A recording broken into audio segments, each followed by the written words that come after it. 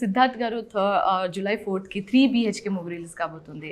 So first movie గురించి మాట్లాడితే ఈ టైటిల్ ఎవరు ఫిక్స్ చేస్తారు? 3 BHK ఎందుకు వచ్చింది టైటిల్?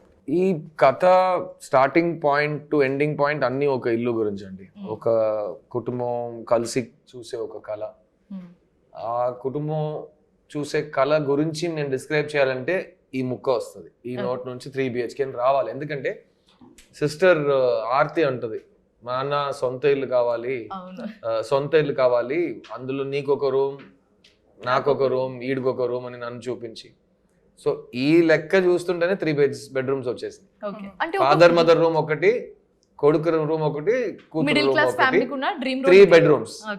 మధ్యలో ఒక హాల్, వంట కోసం ఒక కిచెన్. ఇదే 3 BHK. సో ఇంతకంటే ఒక హౌస్ ని ఈజీగా వర్ణించడం I don't think it's possible. And in fact చాలా మంది ఏమంటే we don't know what 3 BHK means. ఇప్పుడు ఫర్ ఎగ్జాంపుల్ ఇండియాలోనే చాలా పార్ట్స్ ఆఫ్ ఇండియాలో 3 BHK అనే పదం వాడరు.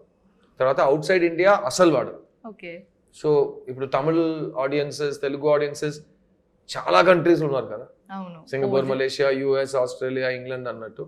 సో వాళ్ళకి నేను ఎలా తెలుస్తున్నానంటే ఫస్ట్ పోస్టర్ అనౌన్స్మెంట్ తర్వాత ఇప్పుడు అన్నిటికీ రియాక్షన్ వీడియోస్ కదా, they will react to something.